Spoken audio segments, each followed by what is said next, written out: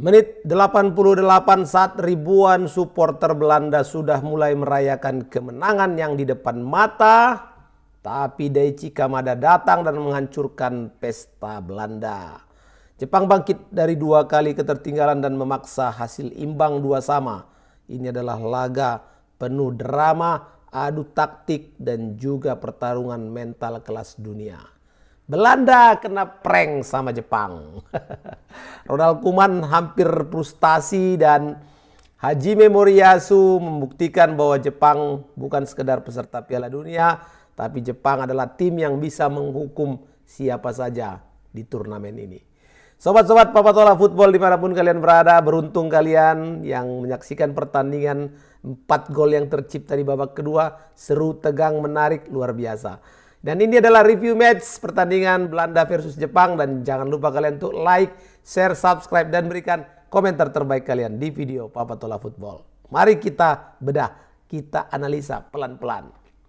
Sobat-sobatku yang luar biasa, pertandingan tadi meskipun berlangsung pukul 03 dini hari, tapi worth it lah ya untuk hasilnya ya. Kita bisa menikmati bagaimana pertarungan kelas dunia. Dan Jepang serta Belanda ini memang menurunkan 2 filosofi yang berbeda. Kita tahu bahwa Ronald Koeman, pelatih Belanda, memainkan struktur yang sangat fleksibel 3-4-3, di mana formasinya ada penjaga gawang Verbruggen, kemudian Van Heek, Virgil van Dijk, Mickey van den Ven, Dumfries, Frankie de Jong, terus siapa lagi? Ryan Gravenberch, Cody Gakpo, Daniel Malen, Vicencio Summerville, dan Tiani Reinders. Dalam hal saat menguasai bola, Belanda berubah menjadi 3-2-5, di mana Dumfries naik sangat tinggi di sisi kanan, sementara Gakpo dan Summerville masuk ke half space untuk membuka ruang, dan Frankie de Jong ya yang menjadi pusat permainan Belanda, di mana hampir seluruh serangan Belanda dibangun melalui distribusi bola dan juga kontrol tempo dari gelandang Frankie de Jong. Bagaimana Hajime Moriyasu menyikapi strategi dari Ronald Koeman? Moriyasu sepertinya memang sadar bahwa Jepang kalah secara kualitas individu jika bermain terbuka ya, Nah, karena itu Jepang memilih pendekatan yang sangat disiplin, di mana saat bertahan blok menengah ke rendah, kemudian 5-6 pemain mereka berada di sekitar kotak penalti dan menutup jalur umpan ke area sentral.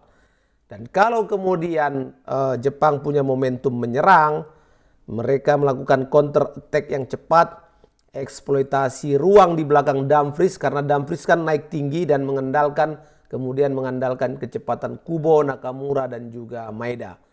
Dalam hal strategi inilah yang membuat Belanda menguasai bola, tetapi sangat kesulitan untuk menciptakan peluang-peluang bersih. Nah, di babak pertama Belanda kuasai bola, Jepang kuasai ruang. Karena jelas ya bagaimana aliran bola benar-benar didominasi oleh Belanda. Sejak menit awal itu, Frankie de Jong, Gravenberch itu yang mengatur ritme permainan. Bahkan si Bang Len ini melakukan satu peluang yang membuat Gion Suzuki melakukan penyelamatan penting di menit awal. Tapi semakin lama pertandingan berjalan, Jepang mulai menemukan pola. Artinya mereka mulai beradaptasi dengan cepat, di mana Kubo juga sudah sering bergerak ke dalam dan menarik bek Belanda keluar posisi.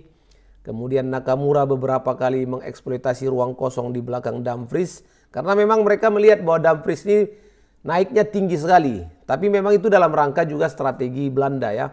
Nah, masalah Belanda adalah dominasi mereka terlalu steril. Mereka menguasai bola tapi tidak tajam dalam menembus blok rapatnya Jepang.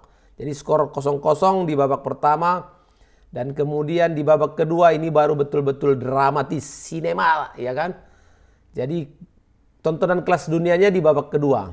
4 gol ya kan tercipta. Gol pertama Belanda di menit 50 atau 51. Virgil van Dijk.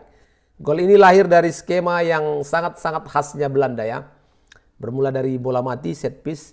Ryan Gravenberch mengirim umpan silang yang sangat akurat ke kotak penalti dan Van Dijk lolos dari penjagaan dan menanduk bola dari lompatan dan ke sudut gawang. Nah, penjaga gawang Jepang udah nggak punya lagi kesempatan untuk menyelamatkan bola. Jadi kalau analisa gol ini adalah kualitas crossing yang memang sangat baik dari Gravenberch. Timing lompatan Van Dijk sempurna dan Jepang kehilangan untuk melakukan penjagaan terhadap kapten Belanda ini. Belanda unggul 1-0. Tapi berselang 6 menit kemudian 7 menit gol penyama dari Jepang lahir dari Nakamura. Inilah yang alasan kita ya kenapa Jepang ini berbahaya. Mereka itu tidak butuh penguasaan bola yang banyak untuk mencetak gol. Kubo buat penetrasi di kanan. Kemudian dia lakukan cutback, dikirim ke area berbahaya. Di situ ada Nakamura, kontrol bola dan lepaskan tendangan keras. Udah selesai, begitu aja gol. Jadi transisi Jepangnya cepat, Kubo jadi kreator utama dan Belanda terlambat melakukan recovery. Hanya 6 menit saja. Kemudian Belanda juga unggul kembali melalui Summerville. Ya, ini mungkin bisa jadi gol terbaik nih saat ini ya, sampai dengan penyisian grup ini.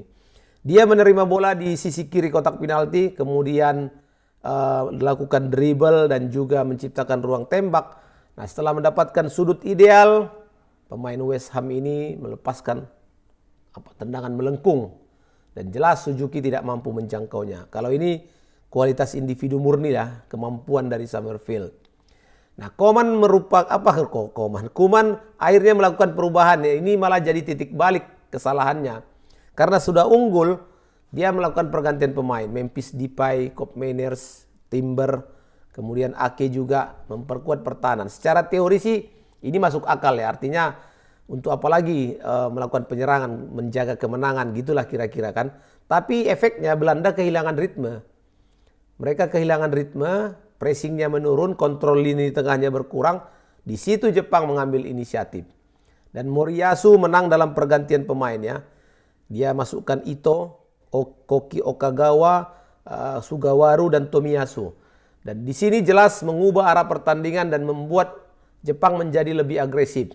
Wingbacknya naik tinggi, crossing terus-menerus mulai diarahkan ke kotak penalti dan Belanda semakin tertekan. Dan hasilnya menit 88. Daichi Kamada berawal dari tekanan Jepang selama 15 menit. Kemudian ada tendangan sepak pojok. Di situ Koki Okagawa memenangkan duel udara, menanduk bola. Dan di depan gawang Daichi Kamada sudah berada pada posisi yang tepat. Bola mengenai kepala berubah arah sehingga penjaga gawang Verbruggen tidak lagi mampu beraksi. 2-2, gol. Dan analisa menurut Papatola, gol ini tercipta karena memang tekanan terus-menerus yang dilakukan oleh Jepang membuat Belanda gagal mengantisipasi second ball. Dan pemain-pemain kunci yang berhasil di pertandingan ini memberikan kontribusi luar biasa. Untuk Belanda ada Frankie de Jong menjadi motor utama serangan. Gravenberch sangat dominan di lini tengah dan juga memberi asis untuk Van Dijk. Kemudian Van Dijk sendiri memimpin pertahanan juga menjadi pencetak gol pertama tadi. Dan Summerville penyerang yang berbahaya dan golnya juga sangat bagus. Pemain kunci di Jepang ada Kubo, otak serangannya ada Nakamura, Daichi Kamada dan Jion Suzuki. Pertanyaannya kenapa Belanda gagal menang? Menurut Papatola ada 3 alasannya tadi pagi dini hari. Pertama, mereka memang dominasi tapi tidak efektif. Kemudian pergantian pemain yang dilakukan Ronald Koeman ternyata kurang efektif juga. Karena dengan masuknya pemain itu membuat intensitas dan ritme Belanda menurun. Yang ketiga, mentalitas Jepang. Memang ini lawannya ini punya mental yang kuat. Jadi tidak panik meskipun 2 kali tertinggal. Jadi mereka terus memainkan rencana yang sama sampai akhirnya mendapatkan gol di menit 88. Kesimpulan Papatola di pertandingan ini adalah hasil 2-2 sepertinya menjadi momen kemenangan sebenarnya walaupun draw bagi Jepang karena kehilangan 2 poin ini bagi Belanda. Dan Koeman kecewa karena timnya 2 kali unggul tapi gagal mempertahankan keunggulan. Sementara Moriyasu layak untuk mendapatkan pujian karena strategi bertahannya dan juga serangan baliknya sangat terbukti efektif melawan tim elit dunia seperti Belanda. Kalau Belanda menunjukkan kualitas individu, maka Jepang menunjukkan kualitas kolektif. Dan sobat-sobat, akhirnya peluit akhir berbunyi di Dallas Stadium dan satu kesimpulan muncul, Belanda menguasai bola, tapi Jepang menguasai pertandingan. Terima kasih sobat-sobatku, itu dia review match. Dan jangan lupa untuk like, share, subscribe, dan berikan komentar terbaik kalian di video Papatola Football. Sampai jumpa sobat. Assalamualaikum warahmatullahi wabarakatuh.